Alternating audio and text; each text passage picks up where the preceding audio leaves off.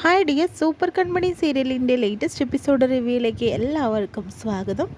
അങ്ങനെ തന്നെ മാനസ കൺമണിയോടും സംസാരിക്കുന്നുണ്ട്. പിന്നെ ഞങ്ങളുടെ കല്യാണ തീയതി ഉറപ്പിച്ചു കൺമണി. അടുത്ത മാസം 28-ാം തീയതിയാണ് കേട്ടോ ഞങ്ങളുടെ ഡേറ്റ് ഉറപ്പിച്ചിരിക്കുന്നത്. അന്ന് ഞങ്ങളുടെ കല്യാണം ഉണ്ടാവും. ഇവിടെ വന്നപ്പോഴാണ് കൺമണിയുടെ ഏട്ടത്തി പറഞ്ഞത് കൺമണിയുടെ വിവാഹവും ഉറപ്പിച്ചു കഴിഞ്ഞിരിക്കുന്നുവെന്ന്. എന്തോ ഒരു പൊരുത്തമാണല്ലേ.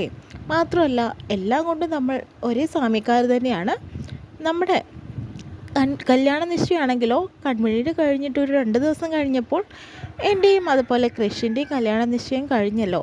അതുപോലെ തന്നെ നമ്മുടെ കല്യാണങ്ങളും ഇത്രയും ദിവസം നീണ്ടു നിന്നു, രണ്ടുപേരുടെയും ഒരേപോലെ. ഇപ്പോഴത്തെ കല്യാണങ്ങളും ഒരേ സമയത്ത് തന്നെയാണ് വരുന്നത്. ഇതിലൊക്കെ നമ്മളുടെ മനപ്പൊരുത്താണ് കൺമണി കാണിക്കുന്നത് കേട്ടോ. എന്തായാലും നമ്മൾ തമ്മിൽ നല്ല സാമ്യമുണ്ടെന്നൊക്കെ മാനസ കൺമണിയോടായിട്ട് പറയുന്നു. അതിനുശേഷം തന്നെ പിന്നെ ഒരു കാര്യം കൂടി ഉണ്ട്.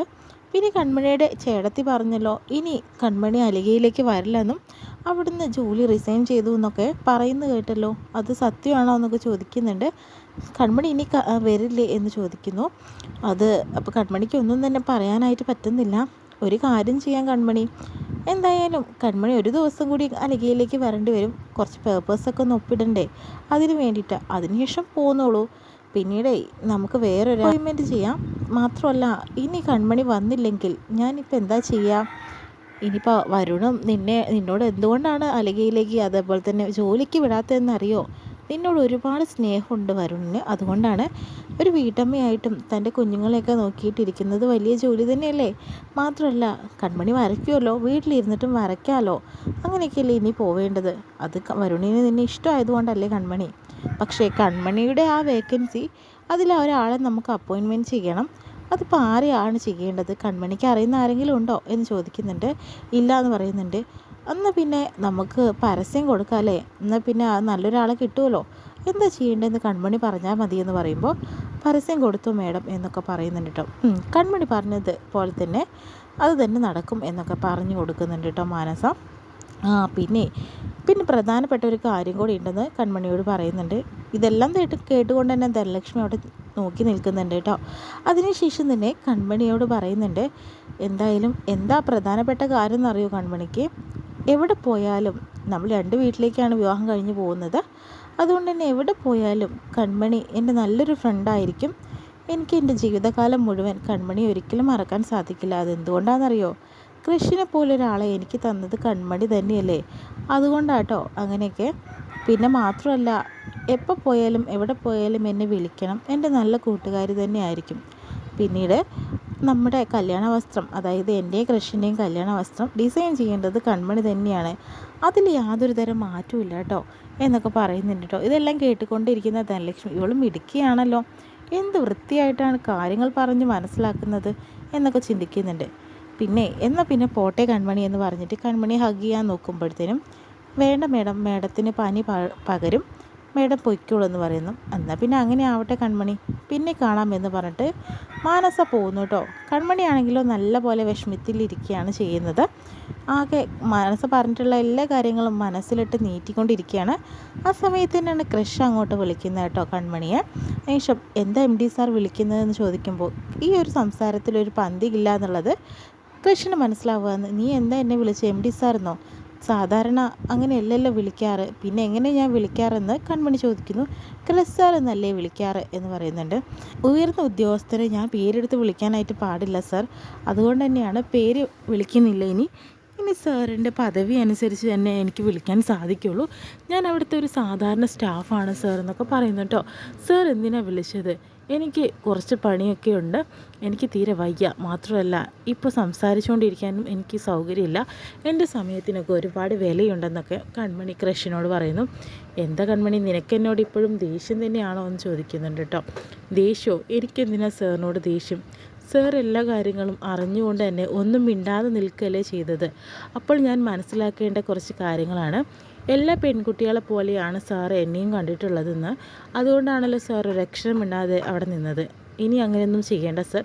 സാർ പറഞ്ഞതുപോലെ തന്നെ ഇനി നമ്മൾ തമ്മിൽ യാതൊരു ബന്ധമില്ലാത്ത രീതിയിൽ തന്നെ നടന്നാൽ മതി എന്നൊക്കെ പറയുന്നുണ്ട്. പിന്നെ സാർ, ഞാനെന്തായാലും അലിഗയിൽ നിന്ന് റിസൈൻ ചെയ്യുകയാണല്ലോ.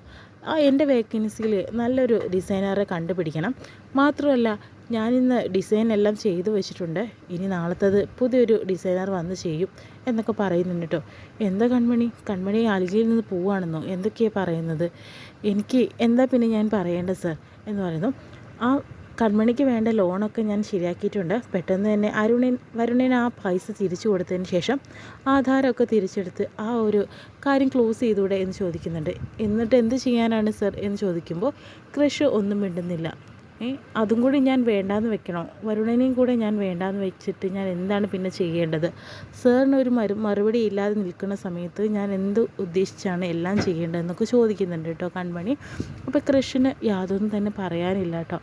കൺമണി, നീ എന്നോട് ഇങ്ങനെ ദേഷ്യപ്പെടുന്നത് എന്താ? എനിക്ക് പറ്റിയ തെറ്റാണ് എന്ന് കരുതിയിട്ട് ഇങ്ങനെയൊക്കെ പറയാൻ പാടുണ്ടോ ചോദിക്കുമ്പോഴത്തേനും എനിക്കൊന്നും തന്നെ സംസാരിക്കാനില്ല. നമ്മളൊക്കെ പാവപ്പെട്ടവരാണ് സർ, അതുകൊണ്ട് തന്നെ നിങ്ങളെപ്പോലെ വലിയ വലിയ ആളുകൾ നമ്മളെയൊക്കെ പറ്റിക്കും.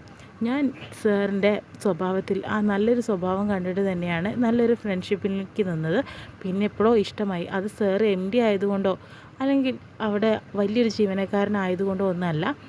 തൂപ്പുകാരനാണെങ്കിൽ പോലും എന്നോട് സ്നേഹം കാണിച്ചാൽ ഞാൻ തിരിച്ച് സ്നേഹിക്കുമായിരുന്നു. പക്ഷേ സാർ എന്നെ മനഃപൂർവ്വം ചതിക്കുകയാണെന്ന് എനിക്കൊരു തോന്നൽ. അതുകൊണ്ട് തന്നെ ഇനി ഒരിക്കലും തന്നെ നമ്മൾ തമ്മിൽ അങ്ങനെ ഒരു ബന്ധമൊന്നും വേണ്ട എന്നൊക്കെ പറയുന്നുണ്ട് കേട്ടോ. നീ എന്നെ ഞാൻ എന്ത് പറഞ്ഞാലും ശ്രദ്ധിക്കുന്നില്ലല്ലേ കൺമണി? നീ നിൻ്റെ ഇഷ്ടത്തിന് ചെയ്തോ പറഞ്ഞ് കൃഷ്ണനും ദേഷ്യം വരുന്നു കേട്ടോ. അതിനുശേഷം തന്നെ മാനസ അങ്ങോട്ട് വരുന്നുണ്ട് കൃഷിനെ കാണാനായിട്ട്. കൃഷ് എന്താ ഇങ്ങനെ മൂഡൗട്ടായി നിൽക്കുന്നതെന്ന് ചോദിക്കുമ്പോഴത്തേനും ഒന്നുമില്ല, നിനക്ക് എന്താ വേണ്ടത് എന്ന് ചോദിക്കുകയാണ്. ഞാനേ കൺമണിയുടെ വീട് വരെ ഒന്ന് പോയിട്ടുണ്ടായിരുന്നു. അവൾക്ക് പനിയല്ലേ. ഞാൻ അപ്പോൾ അവളോട് ദേഷ്യപ്പെട്ടതൊക്കെ അവളോട് സോറി പറയാനായിട്ടാ പോയത്. പക്ഷെ അവളുടെ ഒരു അഹങ്കാരം കണ്ടിട്ടുണ്ടെങ്കിൽ എനിക്ക് അവിടെ പോവണ്ട എന്ന് തോന്നി. കാരണം അവിടെ എന്തൊക്കെയാണ് വിളിച്ച് പറയുന്നത്. ഭയങ്കര ദേഷ്യത്തോടു കൂടി നിൽക്കുവാണ് കൺമണി. മാത്രമല്ല അവൾക്ക് ഇനി അരികിൽ അവൾ വരില്ല അത്രേ. അവൾ റിസൈൻ ചെയ്യുകയാണ്. ഇവിടേക്ക് ഇനി വരാൻ താല്പര്യമില്ല എന്നൊക്കെയാണ് പറയുന്നത് എന്നൊക്കെ പറയുന്നുണ്ട്. അവൾ എന്തുകൊണ്ടാണ് അതിങ്ങനെ പറയുന്നത് നിനക്ക് മനസ്സിലായോ മനസ്സ? എന്തിനാണ് നീ വെറുതെ ഓരോ കള്ളങ്ങൾ അവളോട് ചെന്ന് പറയുന്നത്? പിന്നെ അവൾ ആത്മാഭിമാനമുള്ള കുട്ടിയാണ്, അതുകൊണ്ട് തന്നെ അങ്ങനെയൊന്നും അവൾ പറയില്ല എന്നും അവൾക്ക് ആത്മാഭിമാനം ഉള്ളത് കൊണ്ടാണ് അവൾ അങ്ങനെ പറഞ്ഞതെന്നും കൃഷ് പറയുന്നു കേട്ടോ. എന്താ കൃഷ്, എന്നാലും ഇങ്ങനെയൊക്കെ പറയാൻ പാടുണ്ടോ എന്നൊക്കെ ചോദിക്കുന്നുണ്ട് കേട്ടോ. ഞാൻ അറിഞ്ഞ കൺമണിയാണെങ്കിൽ അവൾ നല്ല കുട്ടിയാണ്, അല്ലാതെ വേറെ കൺമണി ഇവിടെ ഇല്ലയെന്ന് എനിക്കറിയാമെന്ന് പറയുന്നു കേട്ടോ. അതൊക്കെ പോട്ടെ കൃഷ്, കാരണം ഇനി അതിനെക്കുറിച്ചൊന്നും ചിന്തിച്ചിട്ട് കാര്യമില്ല. എന്തായാലും കൺമണിയുടെ വേക്കൻസിയിൽ വേറൊരാൾ അപ്പോയിൻറ്റ് ചെയ്യണമെന്ന് പറയുമ്പോഴത്തേനും കൃഷ് പറയുന്നുണ്ട് അവൾ നല്ലൊരു ഡിസൈനറാണ്, അതുപോലെ ഒരാളെ കിട്ടുമെന്നുള്ളത് അറിയില്ല. മാത്രമല്ല അവളെ ഒഴിവാക്കിയിട്ടുണ്ടെങ്കിൽ നമ്മളുടെ അലകയ്ക്ക് വലിയ നഷ്ടമാണെന്ന് പറയുന്നു. അത് സത്യം തന്നെയാണ് കൃഷ്. എന്താ നോക്കട്ടെ ഇനി എന്താ ചെയ്യേണ്ടത്, മാക്സിമം അവളെ പിടിച്ചു നിർത്താൻ നോക്കാമല്ലേ എന്നൊക്കെ പറഞ്ഞ് നിൽക്കാട്ടോ ചെയ്യുന്നത്. അതിനുശേഷം വീണ്ടും കാണിക്കുന്നത് അമ്മായിമാരെയായിട്ടോ. അമ്മായിമാർ ഗോകുൽ വരുന്നത് കാത്തു നിൽക്കുന്നുണ്ട് കേട്ടോ. ഗോകുലി, നീ വരുന്നതും കാത്തു നിൽക്കുമായിരുന്നു ഞാൻ. നീ എന്തൊക്കെയാണ് പറഞ്ഞത് കൃഷ് സാറിന് അത് കൺമണിയെക്കുറിച്ച്? അയാൾ പറ്റിക്കുമായിരുന്നടാ. ഞങ്ങളെ മാത്രമല്ല ആ പാവം കൺമണിയെ കൂടി അവൻ പറ്റിച്ചിരിക്കുന്നു. മാനസ മേഡം വന്നപ്പോൾ ഒരു അക്ഷരം മിണ്ടാണ്ടിരിക്കുകയാണ്. കൺമണിയെ സ്നേഹിച്ച കാര്യമോ അവൾ ഇഷ്ടമാണെന്നുള്ളതോ ഒന്നും തന്നെ അയാൾ വാ തുറന്ന് പറഞ്ഞില്ല. ഇപ്പം അയാളുടെ കല്യാണം ഉറപ്പിച്ചിരിക്കുന്നു. എല്ലാം കൊണ്ടും നമുക്ക് നഷ്ടം തന്നെയാണ്. നീ സ്വപ്നം വല്ലതും കണ്ടതായിരിക്കും കൃഷിന് കൺമണിയുടെ ആത്മാർത്ഥമായ പ്രണയമുണ്ടെന്ന്. അയാൾക്ക് സാധാരണ ഒരുപാട് കുട്ടികളെ കാണുന്നത് പോലെയുള്ള ഒരാൾ തന്നെയാണ് കൺമണി. അതാണ് ആദ്യം മനസ്സിലാക്കേണ്ടത്. നീ അത് മനസ്സിലാക്കാത്തോടത്തോളം കാലം ഒരു രക്ഷയില്ല. ഇനി ഞങ്ങൾ ആ കാര്യത്തിൽ നീ കിട്ടില്ല എന്ന് പറഞ്ഞു. അമ്മായിമാർ വെറുതെ തെറ്റിദ്ധരിച്ചിരിക്കുകയാണെന്ന് പറയുന്നു. ഒന്നുമില്ലടാ, ഇനി ഞങ്ങൾ വരുണിൻ്റെ കൂടെ നിൽക്കുന്നത്. ഒന്നുമില്ലെങ്കിൽ അവൻ 101 പവൻ തന്നു, 10 ലക്ഷം രൂപ തന്നു, ഇപ്പോൾ ആ ആധാരം തിരിച്ചെടുക്കാൻ വേണ്ടിയിട്ടുള്ള പൈസയും തന്നു. ഇതിൽ കൂടുതൽ എന്താണ് വേണ്ടത്? നീ ഇനിയൊന്നും പറയാൻ നിൽക്കണ്ട, ഞങ്ങൾ വരുണിൻ്റെ കൂടെ ഉണ്ടാവുള്ളൂ. ഇപ്പോൾ ഒരാഴ്ചയും കൊണ്ട് കല്യാണം നടക്കും. നാളെ മറ്റന്നാൾ തുണി എടുക്കാനൊക്കെ പോകണം. ഇനി ആരും ഒന്നും പറഞ്ഞിട്ട് കാര്യമില്ല എന്ന് അമ്മായിമാരൊക്കെ തിരിച്ച് പറയുന്നു കേട്ടോ. കൺമണി അതെല്ലാം തന്നെ അവൾക്ക് വയ്യാണ്ട് കിടക്കാണ്, പനച്ച് വരച്ചിട്ട് എന്ന് പറയുമ്പോഴത്തേനും ഗോകുലിന് വിഷമം വരുന്നു. ഗോകുലാണെങ്കിലോ അപ്പയെ കാണാനായിട്ട് പോകുന്നു കേട്ടോ. അങ്ങനെ അപ്പയെ കാണാനായിട്ട് പോകുന്ന സമയത്ത് എന്താ അപ്പയെ ഇങ്ങനെ വിഷമിച്ചുകൊണ്ടിരിക്കുന്നത്? അമ്മായിമാർ പറഞ്ഞതൊക്കെ സത്യമാണോ എന്ന് ചോദിക്കുന്നുണ്ട്. എല്ലാവരും പറഞ്ഞത് സത്യമാണടാ, നമ്മൾ തെറ്റിദ്ധരിക്കപ്പെട്ടു. നീ ഇതെല്ലാം ശ്രദ്ധിക്കേണ്ട കാര്യമില്ല. മോൻ നിന്ന് പഠിക്കുക, ഈ വലിയ വലിയ കാര്യത്തിൽ നീ ഇടപെടേണ്ട. ഇനി ക്രിസ്സാറും അതുപോലെ അപ്പയും തമ്മിലുള്ള ബന്ധത്തെക്കുറിച്ചും ചർച്ച ചെയ്യേണ്ട എന്ന് പറയുന്നു. അതെന്തുകൊണ്ട് ചർച്ച ചെയ്തില്ല? ക്രിസ്സാറിന് അപ്പയെ ഒരുപാട് ഇഷ്ടമാണ്, അത് എനിക്ക് മനസ്സിലായിട്ടുള്ള കാര്യങ്ങളാണ്. ആ അമ്മായിമാർ വിഡ്ഢികളാണ്, കാരണം അവർക്കൊന്നും മനസ്സിലായിട്ടില്ല. പിന്നെ അല്ലാതെ എന്താ പിന്നെ അവർ പറയേണ്ടത്? മനസ്സെ കണ്ടപ്പോൾ ക്രിസ്സാർ ഒന്നും മിണ്ടിയില്ല എന്ന് പറയുമ്പോൾ അതെങ്ങനെ മിണ്ടും? അപ്പം ഒന്ന് ആലോചിച്ച് നോക്ക്. അപ്പോൾ ക്രിസ്സാർ അവിടുത്തെ MD ആണ്. അതൊരു ഓഫീസാണ്. ക്രിസ്സാറിന് കൂടുതൽ സംസാരിക്കാൻ പറ്റില്ല. അതുകൊണ്ടാണ് മിണ്ടാണ്ടിരുന്നത്. ക്രിസ്സാർ പറഞ്ഞോ അപ്പയെ ഇഷ്ടമില്ല എന്നുള്ളത്? അതുപോലെ അമ്മായിമാരോട് പറഞ്ഞോ അപ്പയെ ഇഷ്ടമല്ല എന്നുള്ളത്? ഒന്നും സംസാരിക്കാതെ പോയില്ലേ? അതെന്തുകൊണ്ടാണ്? സാറിൻ്റെ മാന്യത കൊണ്ടാണ്. അങ്ങനത്തെ കാര്യങ്ങളൊക്കെ ഗൂഗിൾ അവിടെ പറഞ്ഞു കൊടുക്കുകയാണ് കേട്ടോ ചെയ്യുന്നത്.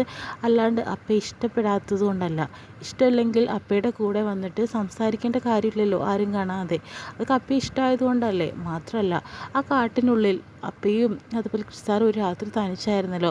മറ്റു പെൺകുട്ടികളെ പോലെയാണ് അപ്പയെ കണ്ടിരുന്നെങ്കിൽ അരുതാത്ത രീതിയിൽ തന്നെ അയാൾ പെരുമാറുമായിരുന്നു. അങ്ങനെയൊന്നും ചെയ്തില്ലല്ലോ. അപ്പയെ രക്ഷിക്കാനും സംരക്ഷിക്കാനും മാത്രമല്ലേ ക്രിസ്സാർ നോക്കിയിട്ടുള്ളത്. അങ്ങനെ എല്ലാ കാര്യങ്ങളും. പിന്നെ മാനസമ്മയുടെ ഇവിടെ വന്നിട്ടുണ്ടെങ്കിൽ അപ്പയോടുള്ള അസൂയ കാരണമാണ് അപ്പയെ തകർക്കണം എന്ന രീതിയിൽ തന്നെയാണ് സംസാരിച്ചതും. അങ്ങനെ ക്രിസ്താറിനെ ആ രീതിയിൽ സംസാരിച്ചാൽ അപ്പയ്ക്ക് ക്രിസ്താനോട് വെറുപ്പുണ്ടാവും, അലുകയിൽ നിന്ന് പോവുകയും ചെയ്യും. അങ്ങനെയൊക്കെ ഉദ്ദേശിച്ചാണ്, അല്ലാതെ വേറെ ഒന്നല്ല. ഇതൊക്കെ മനസ്സിലാക്കേണ്ടേ അപ്പയെ. ക്രിസ്താർ പാവമാണ്, അപ്പയെ മാത്രമേ ഉള്ളൂ ക്രിസ്താറിന് ഇഷ്ടം എന്നൊക്കെ പറഞ്ഞു കൊടുക്കുന്നുണ്ട്. അപ്പോൾ കൺമണിക്ക് നല്ല സന്തോഷമാവുന്നുണ്ട്. എന്താ മോനെ നിന്നോട് എന്താ ഞാൻ പറയേണ്ടത്? നിന്നെ കാണുമ്പോൾ എനിക്ക് വലിയ ആശ്വാസം. ഞാൻ വലിയൊരു പ്രതിസന്ധിയിൽ നിൽക്കുമായിരുന്നു. ആ തീ നീ അണച്ചു കഴിഞ്ഞു എന്ന് പറയുന്നു. ഇനി നാളെ മുതൽ അപ്പം അലിഗയിലേക്ക് പോയിരിക്കണം എന്ന് പറയുന്നുണ്ട്. ഉത്തരവ്. എന്തായാലും അലിഗയിലേക്ക് പോകുന്നു കേട്ടോ. നീ എൻ്റെ മനസ്സിലെ വെളിച്ചം തെളിയിച്ചിരിക്കുകയാണ് കേട്ടോ. ഞാൻ ഒരുപാട് ചിന്തിച്ചു, പക്ഷേ അതിനുള്ള ചെറിയൊരു ഉത്തരവായിട്ട് നീ വന്നപ്പോൾ എല്ലാ പ്രശ്നങ്ങളും മാറി എന്ന് പറയുന്നു. പിന്നെ എനിക്ക് നിന്നെ കെട്ടിപ്പിടിച്ച് ഉമ്മ വയ്ക്കണം എന്നൊക്കെ ഉണ്ട് മോനെ, പക്ഷേ എനിക്ക് പനിയല്ലേ എന്ന് പറയുന്നു. നിനക്കും പനി പകരും, അതുകൊണ്ടാണെന്ന് പറയുമ്പോഴത്തേനും വേണ്ട അപ്പം ഉമ്മ വയ്ക്കണ്ട, ഞാൻ തരാമെന്ന് പറഞ്ഞിട്ട് ഗൂഗിൾ കൺമണി ഉമ്മയൊക്കെ വയ്ക്കുന്നുണ്ട് കേട്ടോ. എന്തായാലും കൺമണിയുടെ മനസ്സിൽ ധാരണ കുറച്ചെങ്കിലും ആ കുട്ടി മാറ്റി കഴിഞ്ഞിരിക്കുന്നു.